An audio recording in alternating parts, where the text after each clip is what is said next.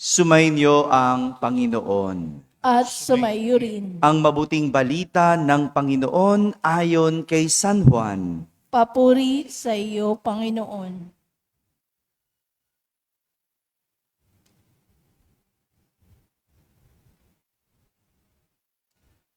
Noong panahong iyon, sinabi ni Jesus sa kanyang mga alagad, kung paanong iniibig ako ng Ama, gayon din naman iniibig ko kayo. Manatili kayo sa aking pag-ibig. Kung tinutupad ninyo ang aking mga utos, mananatili kayo sa aking pag-ibig. Tulad ko, tinutupad ko ang mga utos ng aking Ama, at ako'y nananatili sa kanyang pag-ibig.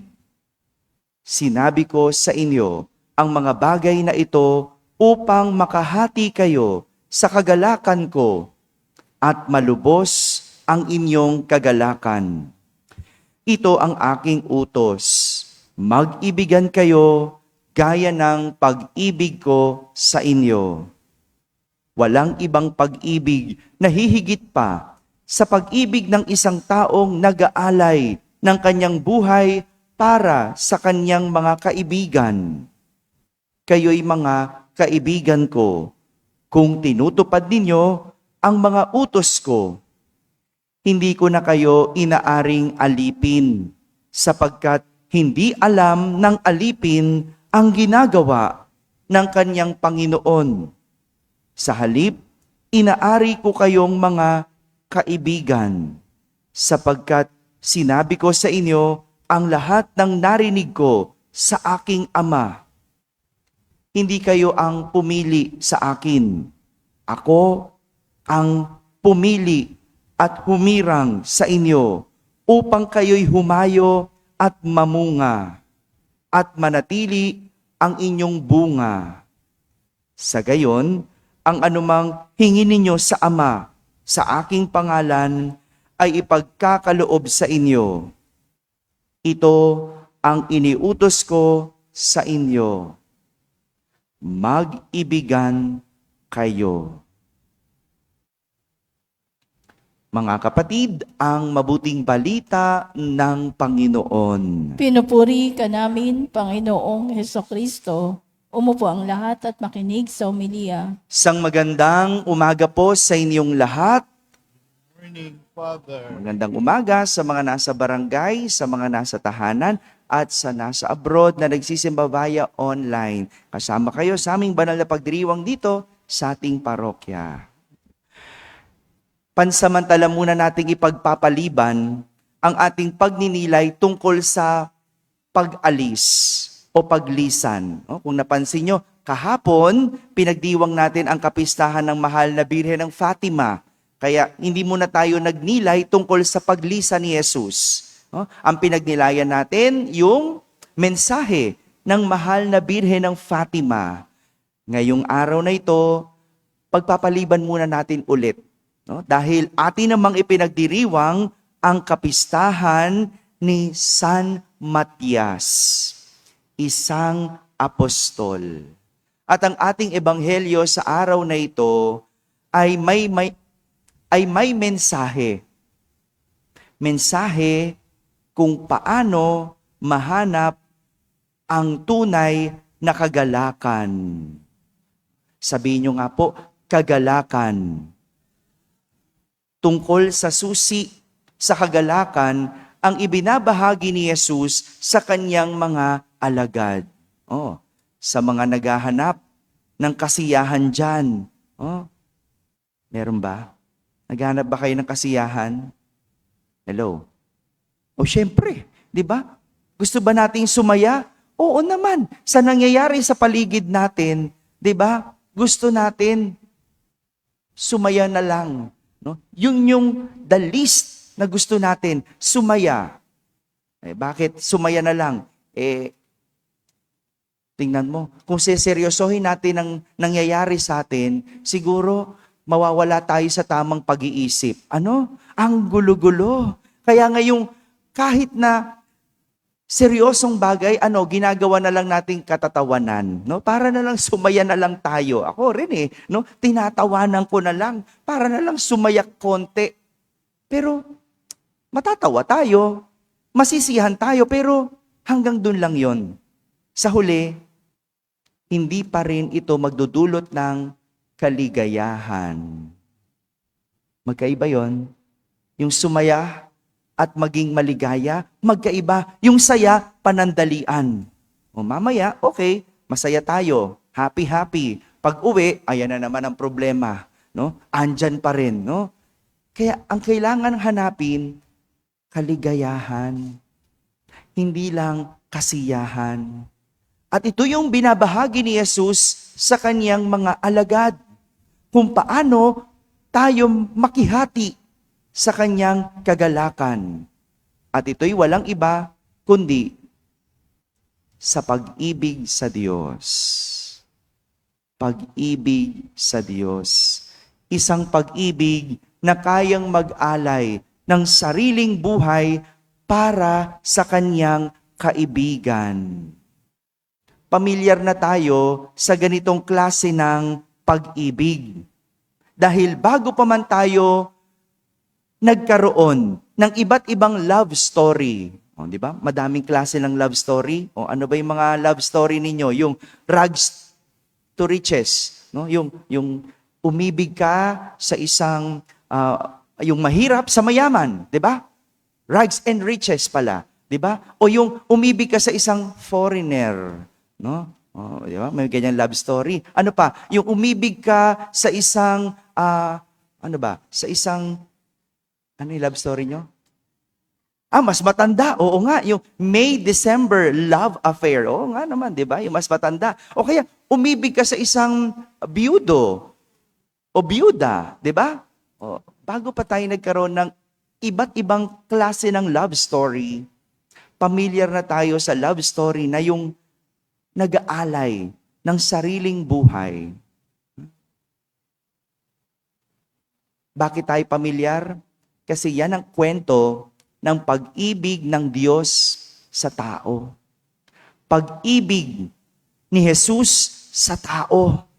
And this is the greatest love story ever told and has ever been done in our history.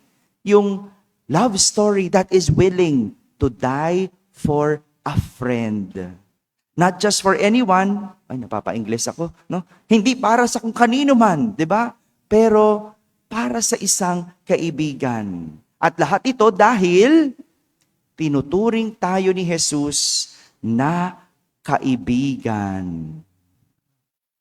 Dahil tayo'y tinuring niyang kaibigan, ibinabahagi ni Jesus ang kanyang sariling buhay para tayo ay makahati sa kanyang kagalakan at maging lubos ang ating kagalakan. Hindi ba ganito ang isang kaibigan? Nagbabahagi, nag-share, hindi nagdadamutan. Di ba? Ibinibigay ang sarili, selfless, at hindi makasarili, selfish. Di ba ganyan ang magkaibigan? Kaya kung meron kayong kaibigan na madamot, kung meron kayong kaibigan na hindi nagbabahagi, hindi naghahati, ay hindi yan kaibigan. No? Hindi yan kaibigan. Alam mo, meron ako nakilala, no? Tinuturing kong kaibigan. Kaya nga, kung sino yung mga kaibigan ko, binabahagi ko. No? Sinishare ko, pinapakilala ko din. Kasi ganun di ba? Yung kaibigan ko, magiging kaibigan mo na rin. Di ba? Pero napansin ko, itong kaibigan na to, parang pinagdadamot ako. Ayaw akong nakikitang may kasamang iba. Ayaw akong nakikitang merong kausap na iba. Kaibigan ba yon? Nagagalit pag ako ay merong kasamang iba. Gusto siya lang. Di ba hindi ganun ang kaibigan? Ang kaibigan, hindi nagdadamot. Hindi madamot. binabahagi mo kung anong meron ka. Kaya pakiramdam ko, hindi kaibigan yon. Ano yon? Threat. Ano yung threat? Banta. No, parang ang turing lagi, banta, no? Para bang, naku, mawawala siya sa akin. Naku, di ba? Yung parang nagbabanta. Hindi ganun eh. Ang isang kaibigan, dapat nagbabahaginan, naghahatian, nag-iibigan. At kung gusto nating maging masaya sa buhay, ibigin ang Diyos, gaya ng isang tunay na kaibigan. Kaya nga, dahil magkaibigan kayo ng Diyos, ibinabahagi mo ang Diyos sa iba. Hindi ka madamot. Di ba? Dahil kaibigan mo si Jesus, papakilala kita kay Jesus. No? May problema ka? Sige, pakikilala kita sa kaibigan ko. Siya makakatulong sa'yo. Di ba? Ganun yon. Sino yon? Walang iba kundi si Jesus.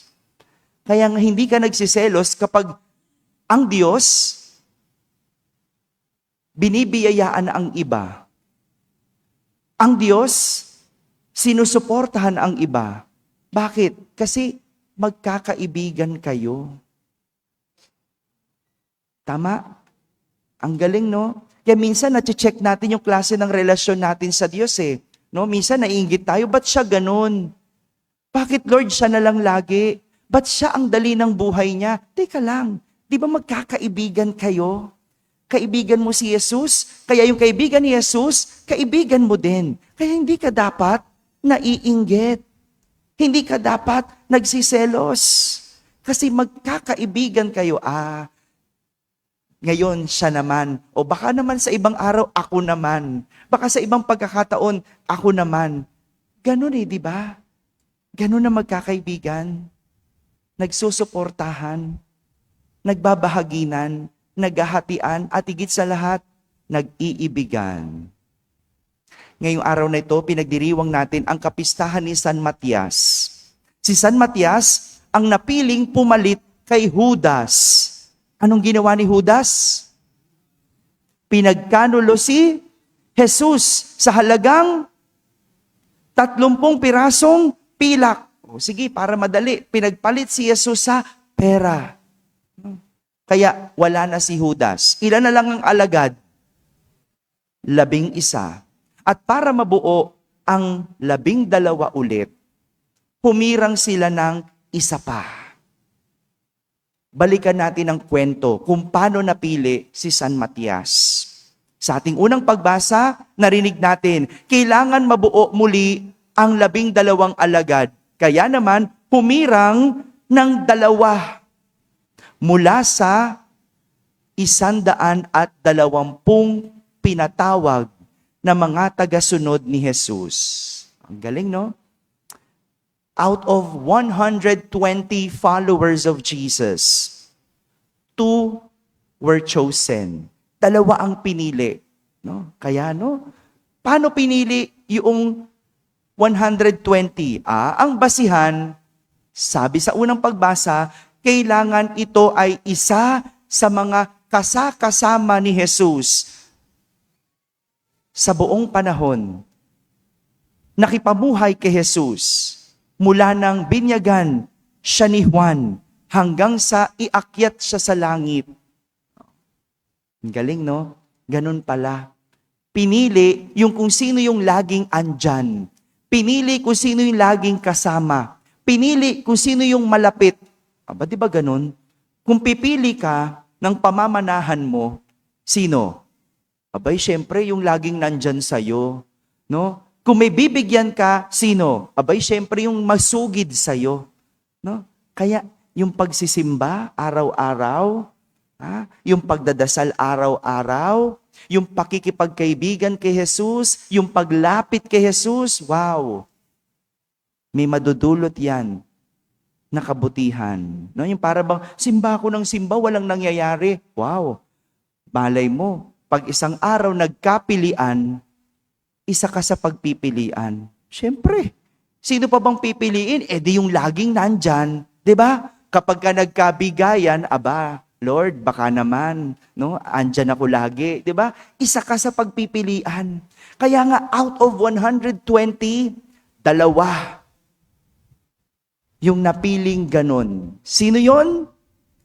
Si Matias at si Barsabas. Kumbaga, pasok sila sa Magic 2. Oh, Miss Universe may Magic 10, Magic 5, di ba? May ganun-ganun pa. Dito hindi, Magic 2 agad. Mula sa 120, Magic 2. At tinawag sina Barsabas at Matias. Ngunit, isa lang ang pwedeng pumalit. Isa lang. Isa lang ang kulang eh. No?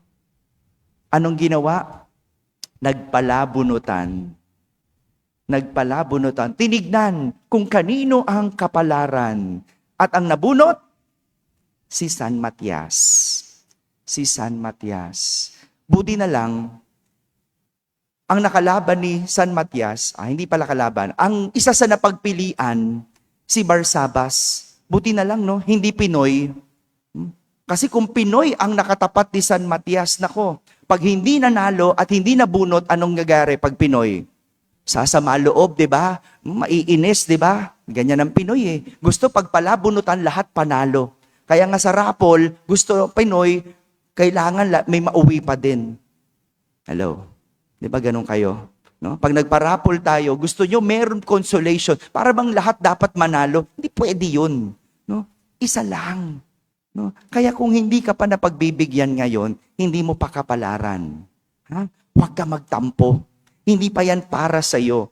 Para kay San Matias. No? Kaya siguro, si Barsabas, okay lang.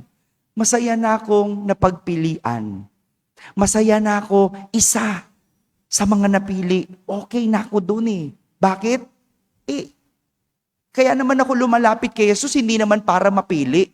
Kaya naman ako nakikipagkaibigan kay Jesus, hindi para may makuha, kundi dahil kaibigan ko siya. Mahal ko siya. Di ba ganon? Kaya ba kayo nagsisimba para mabiyayaan? Hello? Di ba hindi? Nagsisimba kayo dahil mahal natin si Jesus. Gusto ko pang mapalapit kay Jesus, hindi dahil may makukuha ka. Kung titignan ng iba, swerte si San Matias. Pinagpala si San Matias. Siya yung nabunot eh. Oo naman. Pero sa totoo lang, mahirap ang ginampanan ni San Matias. Dahil sa nagawa ni Judas. Matapos ituring na kaibigan si Judas, nakuha niyang ipagpalit si Jesus. Saan? Sa pera. Naging makasarili si Judas sa paghahangad ng salapi. Kaya sa huli, kahit nakuha ni Judas ang kanyang gusto. Anong gusto ni Judas? Pera. Hindi siya naging masaya. Naging masaya ba siya? Hindi. Gusto na nga niya, nung nagkamali siya, gusto niya niyang ibalik yung pera, pero huli ng lahat, hindi siya naging masaya dahil imbes na mahalin si Jesus, na-traidor niya si Jesus. Ito ang klase ng kaibigan na papalitan ni San Matias, isang Judas. Madali ba yung pumalit sa isang Judas? Hindi. Bakit? Lahat ng mata nakatingin sa'yo. No? Yung papalitan mo, traidor eh. So, ang mga tao isip, baka mag-traidor din to. Tingnan nga natin. Bantayan nga natin. Di ba ang hirap nun? Yung pinalitan mo, no, nanloko. No? Yung pinalitan mo, pinagpalit ka. Di ba? Parang yung jowa. Di ba?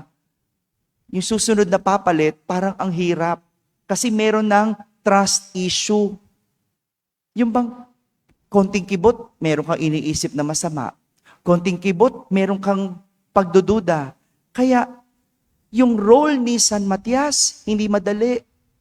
Pero dahil mahal niya si Jesus, naging tapat siyang kaibigan kay Jesus. Ipinapakita lang ni Jesus na kaya nating makamtan ang kaligayahan hindi sa material na bagay. Si Judas nakuha ang salaping gusto, pero hindi naging masaya. Pero si San Matias, naging tunay ang kanyang kagalakan dahil naging kaibigan niya si Jesus. Naging kaibigan si Jesus. Para sa mga naghahanap ng tunay na kaligayahan sa buhay, makipagkaibigan kay Jesus. At ito yung nakukuha ko na lang sa nangyayari ngayon, sa krisis na hinakaharap natin ngayon, sa mga pagsubok na hinaharap ko ngayon, ang mahalaga, kaibigan ko ang Diyos. Kaibigan natin ang Diyos. At dahil kaibigan natin ang Diyos, andyan siya para sa atin. Makakahugot tayo ng kaligayahan. Makakahugot tayo ng kasiyahan. Pwede tayong magkaroon ng pera at maging masaya. Pero pag naubos ang pera, ubos na rin ang saya. Pero kapag laging andyan ang pag-ibig sa Diyos, may pera o wala, hindi ka man maging masaya, pero ikaw ay liligaya. Kaya wala sa pera, ha? Wag puro pera, ha? Kailangan may pag-ibig sa Diyos. Dahil doon tayo makakakuha ng tunay na ligaya. Mga kapatid, ang susi sa kagalakan sa buhay ay ang pag-ibig sa Diyos. Dahil ang mga hindi umibig sa Diyos, naging malungkot at miserable. Pero ang umiibig sa Diyos, tinuturing niyang kaibigan na kayang ialay ang kanyang sariling buhay. Amen? Amen.